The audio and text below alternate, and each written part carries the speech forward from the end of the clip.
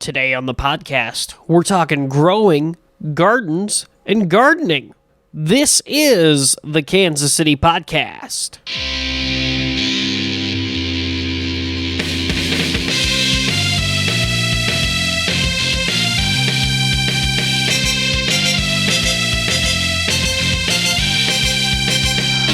Welcome to the Kansas City Podcast. My name is Cole Limberg. I'm your host with the most, not feeling morose. You know, many of you know me as the man who pumps your gas. And if not, it's nice to meet you. You know, each week here on the Kansas City Podcast, we are joined by a one-of-a-kind Kansas City individual for a conversation on life in the city of fountains. And I'm very excited. I'm actually downtown today. I am in the historic Manheim Park neighborhood at 4225 Forest Avenue. Right? My guest is giving me a look like, yeah? I think 4229. 4229. That's like only a digit You're in the up. 4200 block. There we go, in the 4200 block. I'm actually at the Manheim Park Garden Conservancy, and I am sitting next to... Well, okay, first, let me just start here. I went around. I got a little tour. I saw some bees. I saw some apple trees. I saw some things that were growing. There are bugs. I mean, it's a fully functional garden. So far, so good, right? All right. You missed the snakes. There's snakes? I didn't see a snake. I can take you to find a snake when we're done if you want. Okay, I'd be very interested in that. I am actually sitting here with, he's not certain of his title, but he says he's possibly like the garden manager. People keep calling me that. Okay, all right. He is a grower.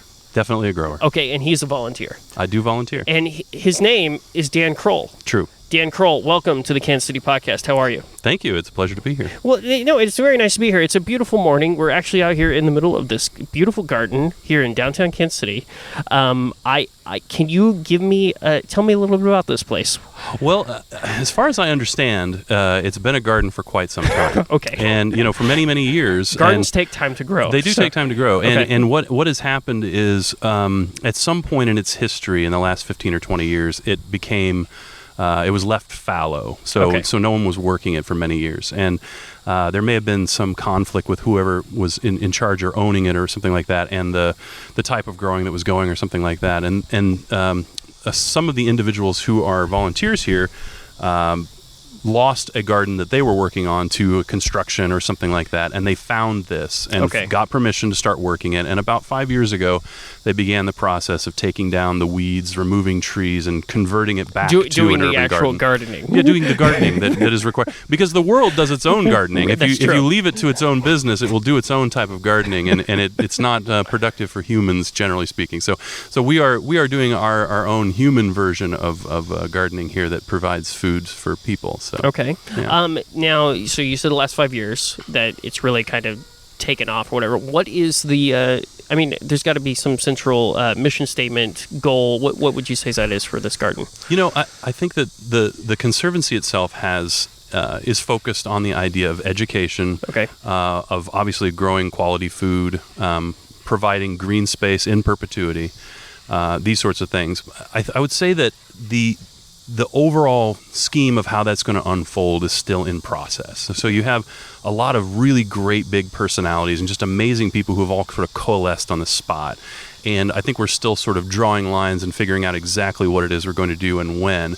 But I can say with confidence that this will forever, and until the government of the United States collapses and we're taken over by aliens or something like this, which stranger things have happened. Stranger things have happened for sure.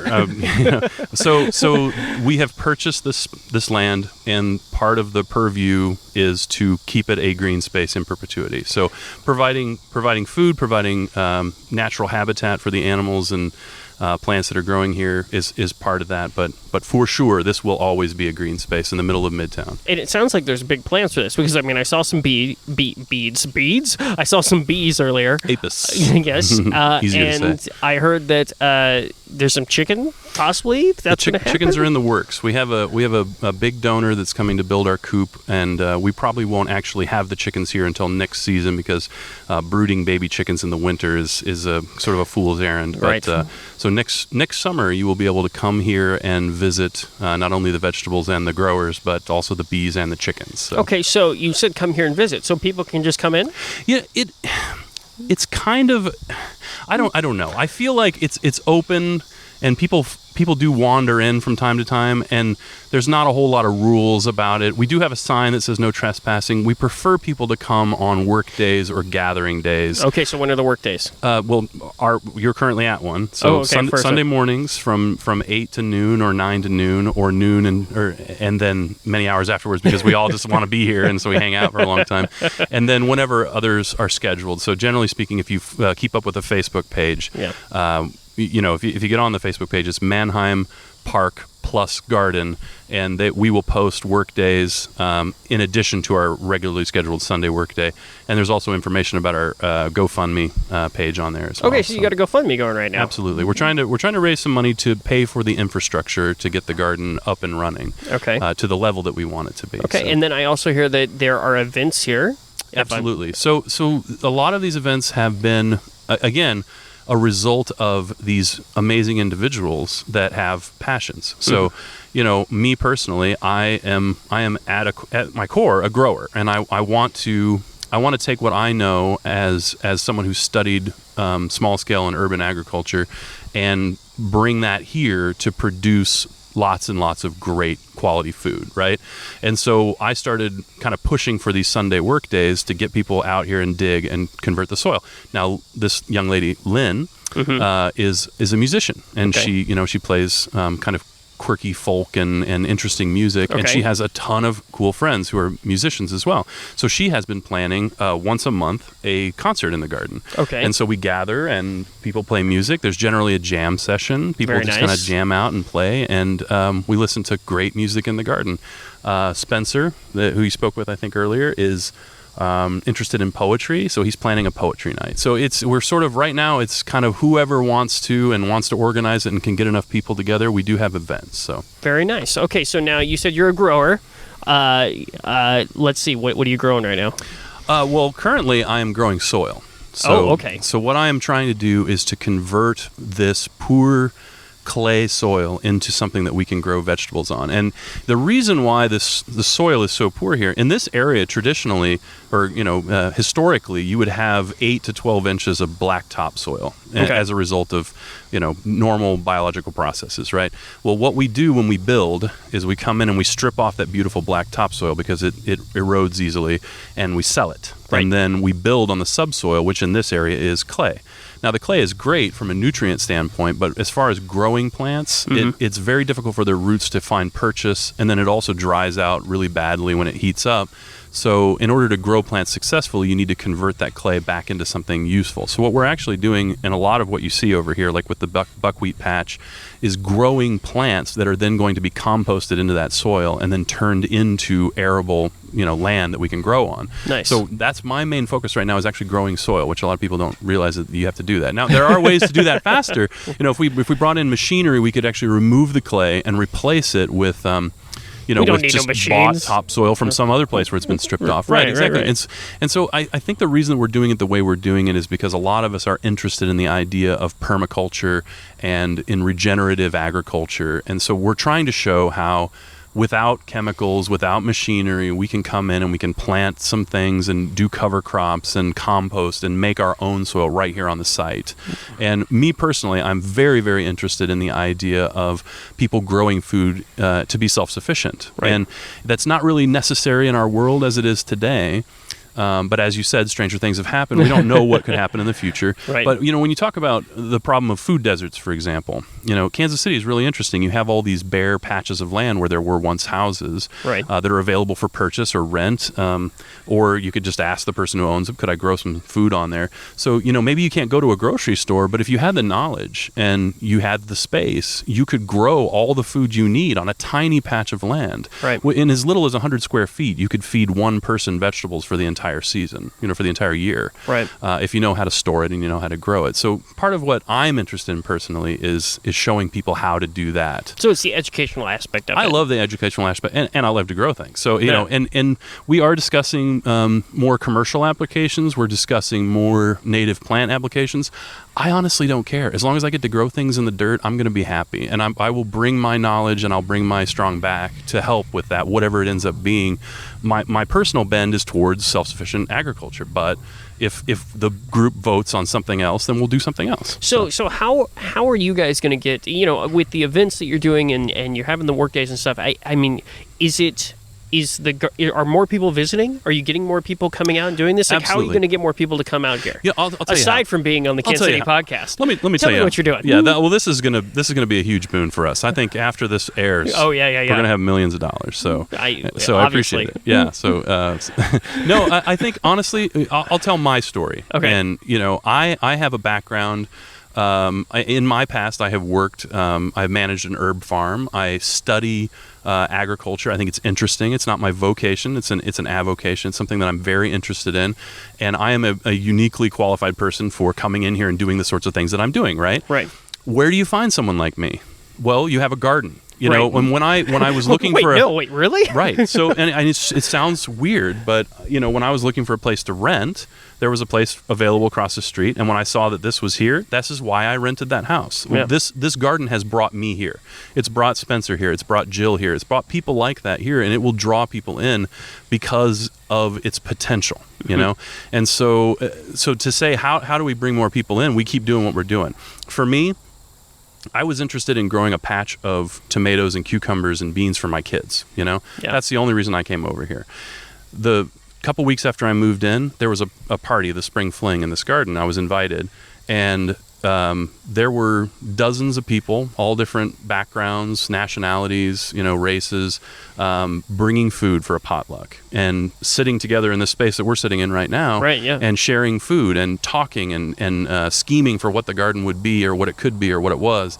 And there was something so powerful about that. It was so inspiring to me that, I moved very quickly from wanting to just grow a few tomatoes to I want to put some work into this place and see what it can become, because Right. it does have fantastic potential. Absolutely. So it's a big community, just coming together. I mean, absolutely. There's no other way to put it, right? Community building is one of the most amazing aspects of this place, because again, you have this land, this space here, east of Troost. Everyone says the evil words east of Troost. That idea was put in our heads by horrible racist people who wanted to keep us all segregated, right? And now 40, 50, 60 years later, we are fulfilling their wet dream of perpetuating that idea, right? That east of Troost is cursed land somehow, right?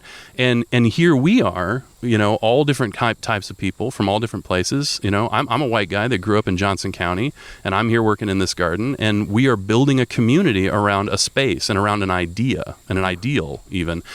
So we're doing community cleanups. We're picking up trash in the neighborhood. We're mowing each other's lawns. We're helping out in any way we can, and part of the reason that is all possible is simply sitting down and sharing a meal in this garden. That's fantastic. Yeah. So for you, I mean, obviously between all the education aspects and the community aspects of it, do you think that you mentioned commercial aspects too? So I mean, Absolutely. Obviously this place has to be funded. Yeah. So that's what's one of our biggest issues right now. Yeah. We started the GoFundMe obviously to cover some of that, and we have gotten some smaller grants, and we have some big donors who are coming in and helping us with some things. But being self-sufficient from a financial standpoint, paying the water bill. Yeah. It sounds silly, but we have a water bill. It takes a lot of water, and it takes a lot of water to grow certain vegetables. Especially if you have a dry season. We've been very lucky this year with a heavy rain year, which has caused a lot of trouble for other people, but for us it's been fantastic. I mean, the garden's growing great. So I mean, it's beautiful green. I mean, I got the tour earlier. I was like, oh man, it's gorgeous. Yeah, for sure. My shoes are wet. At this time of the year, you don't, in this area, you don't necessarily end up with this sort of result, and the result is definitely partially because of the rain. But being able to put in place the things that we want to do, and being able to be self-sufficient is a huge aspect of what we're trying to do right now. So even if it's just for a few years, doing some commercial applications where we can grow food and then sell it and then use that to pay for our conservancy is something that we've been discussing seriously, and that's part of what I'm going to be helping with if we decide to go that route. And one thing that's really fantastic is right around the corner at 41st Street, there's the Urban Cafe, right? And it has gotten a lot of accolades since it started, and people are very interested in that place and the food that he produces. And Justin's a fantastic guy. He's got a lovely family. Yeah, his wife has a hair shop right next to the store. They're all in there all the time, the kids. He wants to buy vegetables from us, and for him, think how powerful it is as a chef to be able to say that I sell locally produced food. Now take that a step further and imagine if you can say, my eggs and my vegetables are grown around the corner. Right. So, it's not local. It's right there. Go right. look. Walk around the corner. I You can see the morning. actual chickens, that laid the eggs around the corner. And he loves that idea. And so one of the big gifts that we have right now, if we decide to go that commercial route, is a ready-made first customer for a lot of our produce, which for many urban farmers, that's the hardest part. A lot of us can grow. You got to find somebody to buy that stuff, man. And there's very few people who can do everything, who can grow, who can plant, who can plan, who can run a business, and who can, find customers and sell produce to them. And that's another big strength we have here is such a diversity of people. For example, there's a young lady on the board who is I think she's a grad student at UMKC named Laura Weimer, and she is very interested in agriculture for sale, like commercial agriculture. And she actually started a website called We Link Local, and it's a place where small growers can place, even just small, like a little bit, like say a pound of basil or whatever up for sale, and then a local restaurateur might be able to purchase that. Very nice. So between We Link Local, the Urban Cafe, and then this new Canby's Market. So there's lots of opportunities. Yeah, we have this ready-made place to move this produce and actually sell it. So it is a possibility. We don't know if we're going that route yet. We still have to vote on it and decide that. But so Dan, I want you to give me the pitch. Give me the overall. If people want to get involved with this garden, what should they do? Well, I'd say there's two major things. Okay. One, if you want to come to a work day and get your hands dirty, we're here every Sunday from 8 a.m. to noon at least.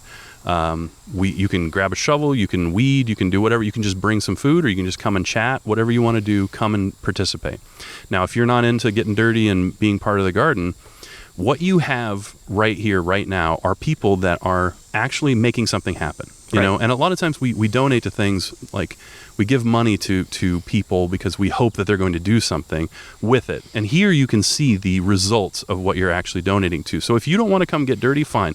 But if you'd like to donate to our GoFundMe or make a donation to the Conservancy because you believe in what we're doing here, from building community to growing food to, possibly employing people from the neighborhood, that sort of thing, then I would say give us $5. I mean, it sounds so silly, but like $5 buys a lot of seeds. Seeds are not expensive, you know? Yeah. So even a couple bucks buys a packet of seed that can make hundreds of pounds of produce, So go to our Facebook page, find our GoFundMe, make a donation, or come out to the garden, 4200 block of Forest, and get dirty, dig, plant something. Perfect. That sounds good to me. Dan, thank you for being on the show. I really appreciate it. It's fantastic. Definitely come check this place out. We'll be right back.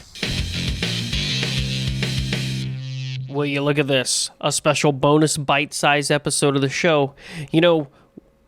I like to release full episodes of the podcast, but I'm at a point now where I'm getting so many interviews with so many people, I got to release more content. That's what it's all about, folks. It's all about content, so they say. So, once again, these little bonus episodes, who knows? It's like an extra little nugget. It's like a piece of candy. It's like finding a penny on the ground. So thank you for listening, and now back to the show. Welcome back to the Kansas City Podcast. I'm still hanging out here at the Manheim Park Gardens Conservancy here in the historic Manheim Park neighborhood, and I'm now joined by Jill DeWitt, the Horticulture Director of the garden. Jill, welcome to the show. Thank you. Jill, I think you're going to have to really break it down for me here. What does Horticulture Director mean?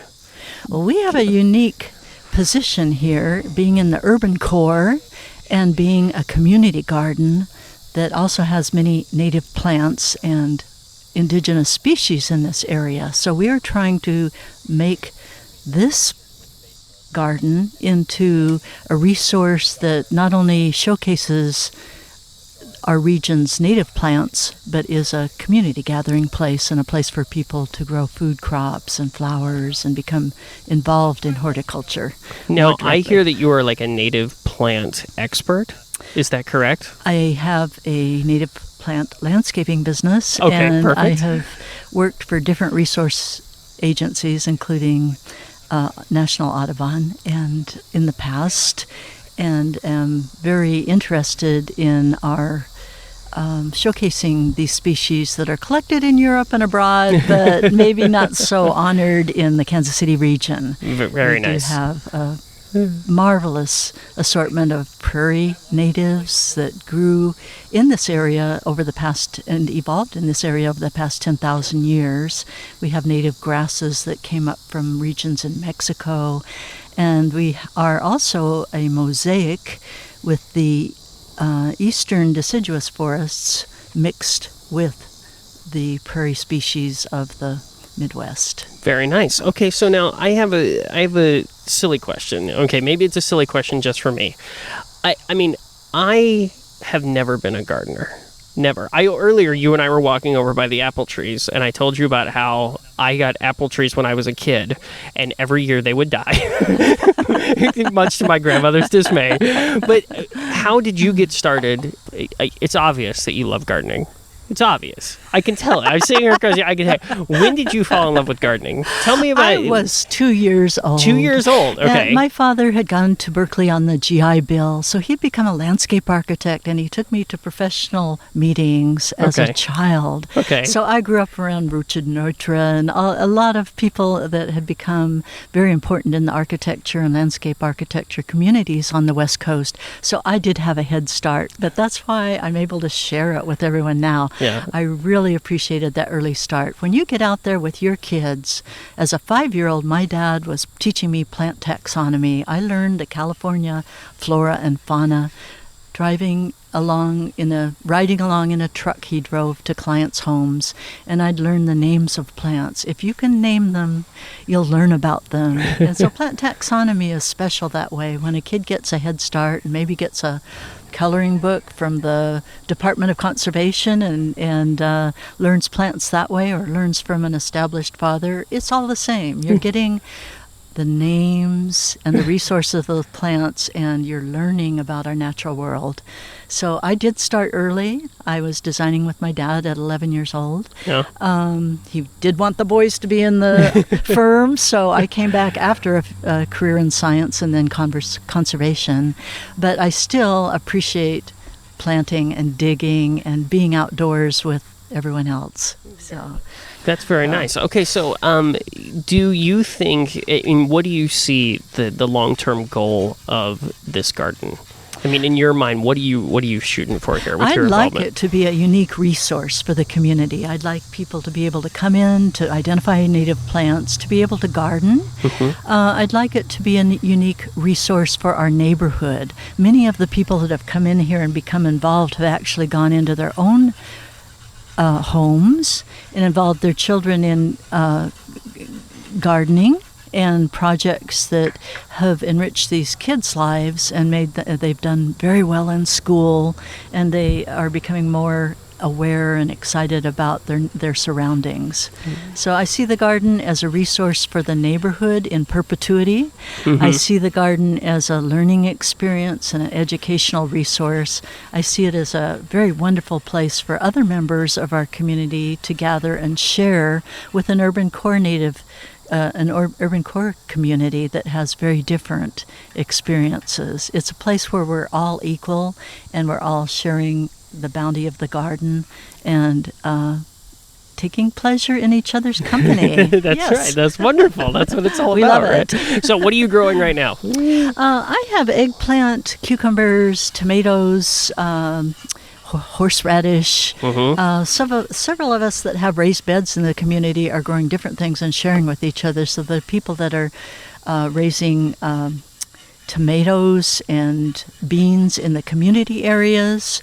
Lynn is doing a beautiful job with the herb gardens on the periphery, and people are free to pick basil and items for pesto in her gardens. And then, of course, we have the fruit gardens that we will be planting this fall, and we'd love to have volunteers come in and help us with that. Okay. Well, so I asked this to Dan earlier. I was asking him, I said, Dan, how can we get more people involved to come down here to the garden? So what's your pitch to tell people to come out? Well, contact us or look up the website at manheimgardens.org, and we would love to hear from you. We would love to have you come for Third Thursday's music events. Yes. We have poetry events planned. We have work days Sunday mornings 9 to 12. We would just love to have members of the community at large join us and participate in this very wonderful experience. Well, Jill, I really appreciate you being on the show today. Thank you so much for having us out here. Thank you. Hey, it's Cole. Thanks for listening to today's special bonus bite-size episode. Don't forget to check out our website, subscribe, rate, review, theKansasCityPodcast.com, or you can find us on Facebook at The Kansas City Podcast, Twitter at Kansas City Pod, or Instagram at Kansas City Pod. Please continue to share the episode with your friends, continue to tell your enemies, all that good stuff. Thank you for listening to today's bonus bite-size episode of the show. We'll see you on Monday.